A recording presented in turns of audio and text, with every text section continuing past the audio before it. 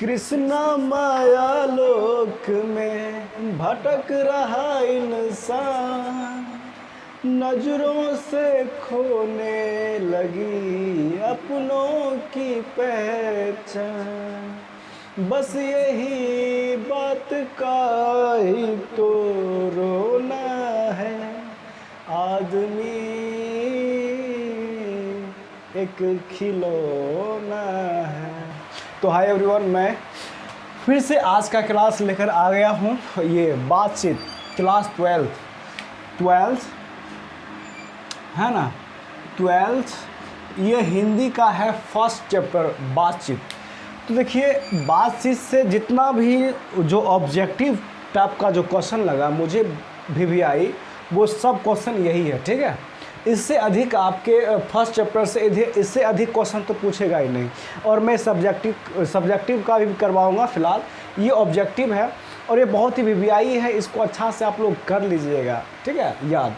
तो देखिए कितना अच्छा क्वेश्चन है, सारे क्वेश्चन। और ऐसे ही 12 यानी कि 12 को क्वेश्चन है टोटली, और इसको हम आसानी पूर्वक याद करेंगे, ठीक है।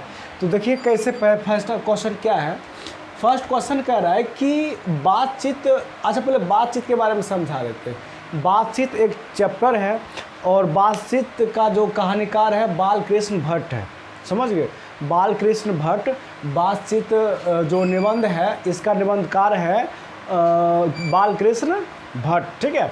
और ये बातचीत क्यों हम लोग को बता रहे हैं कि बातचीत का शैली हम लोग सीख सके, हम किसी से कैसे बात कर सकते हैं, तो वो चीज़ के बारे में जानकारी प्राप्त करने के लिए ये चैप्टर दिया गया है ना।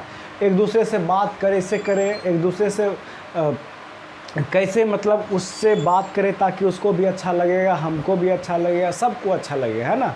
तो चलिए अब हम बात करते हैं कि बालकृष्ण भट्ट ये पहला क्वेश्चन है कि बातचीत शीर्षक निबंध के निबंधकार कौन है।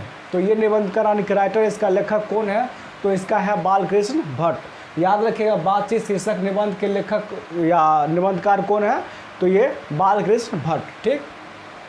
अगला क्वेश्चन है कि बालकृष्ण भट्ट किस युग के रचनाकार हैं, समझ गए। तो बालकृष्ण भट्ट किस युग के रचनाकार हैं, तो ये भारतेंदु युग के हैं। याद रखिएगा, इसमें आंसर नहीं लिखा है, आप लोग कर लीजिएगा अच्छा से, और बगल में कॉपी भी साइड में रखिएगा ताकि सारे आंसर लिख लीजिएगा।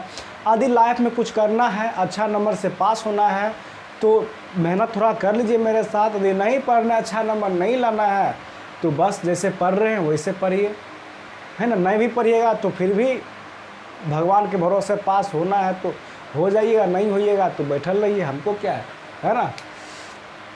बालकृष्ण भट्ट किस युग के रचनाकार को हैं, तो ये भारतेंदु युग के, ठीक है, भारतेंदु युग के। और अगला क्वेश्चन है तो हम लिख भी देते हैं यहाँ, ठीक रहेगा। बातचीत शीर्षक निबंध के लिए निबंधकार कौन है, बालकृष्ण भट्ट। फिर मेरा अगला क्वेश्चन, बालकृष्ण भट्ट किस युग के रचनाकार हैं, तो भारतेंदु युग, भारतेंदु युग के, ठीक है। फिर अगला क्वेश्चन है, 100 अज्ञात एक सुजान उपन्यास के लेखक कौन है, तो यही बालकृष्ण भट्ट, ठीक है। फिर अगला क्वेश्चन है, आर्ट ऑफ कन्वर्सेशन कहाँ के लोग में सर्वाधिक प्रचलित है, ये यूरोप होगा, है ना। ये यूरोप के लोग जो है ना, आर्ट ऑफ कन्वर्सेशन मतलब सर्वाधिक प्रचलित है कहाँ पे, यूरोप में। अगला क्वेश्चन है, बालकृष्ण भट्ट ने किस पत्रिका का संपादन किया, किस पत्रिका का जो है ना संपादन, ये परदीप, इस पत्रिका का नाम है परदीप। याद रखिएगा, किस पत्रिका का संपादन किया, तो परदीप। फिर मेरा नेक्स्ट क्वेश्चन है, ये क्वेश्चन है, बातचीत के माध्यम से बालकृष्ण भट्ट क्या बतलाना चाहते हैं। ये बातचीत की शैली, समझ गए, ये बतलाना चाह रहे हैं कि बातचीत की शैली, ये बातचीत की शैली के बारे में हम लोग को बता रहे हैं कि हम लोग को अच्छा तरह से बात करने के लिए आ जाए। फिर नेक्स्ट क्वेश्चन कर रहा है कि बालकृष्ण के निवास स्थान कहाँ है, तो इलाहाबाद इलाहाबाद उत्तर प्रदेश, उत्तर प्रदेश, समझ गए ना। इलाहाबाद और उत्तर प्रदेश, बाल कृष्ण के निवास स्थान कौन सा है? इलाहाबाद उत्तर प्रदेश। तो फिर नेक्स्ट क्वेश्चन है, बाल कृष्ण भट्ट द्वारा कौन सा उपन्यास रचित है? अपने अपने अपने अपने अजनबी, बाल कृष्ण भट्ट द्वारा कौन सा उपन्यास रचित है? तो अपने अपने अजनबी। तो देखिए अपने अपने अजनबी पढ़े होंगे जब कहानी, तो अच्छा समझे होंगे। मतलब यहाँ से देखिए अपने अपने अजनबी मतलब क्या, इस दुनिया में अपना भी अपना नहीं होता है, अपने भी अजनबी बन जाते हैं, कभी अजनबी अपने बन जाते हैं। तो यही संसार का नियम है, चलते रहता है।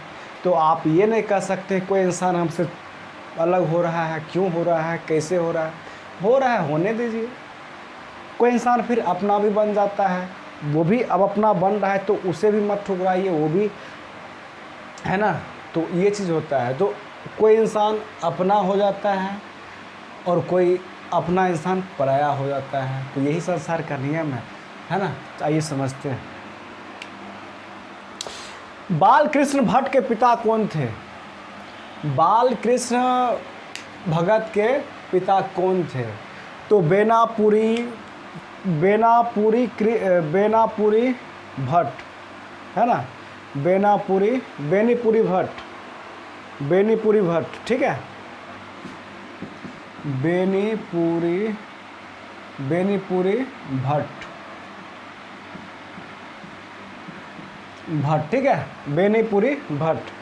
अगला, बाल कृष्ण भट्ट का जन्म कब हुआ था? कब जन्म हुआ था? इसका जन्म कब हुआ था? 13 जनवरी कि 13 जून था, सॉरी 13 जून 1844 ईस्वी में हुआ था, ठीक है। बाल कृष्ण भट्ट का जन्म कब हुआ था? 13 जून 1844 ईस्वी में हुआ था। फिर अगला क्या है, बाल कृष्ण भट्ट के माता का क्या नाम था? तो पार्वती देवी।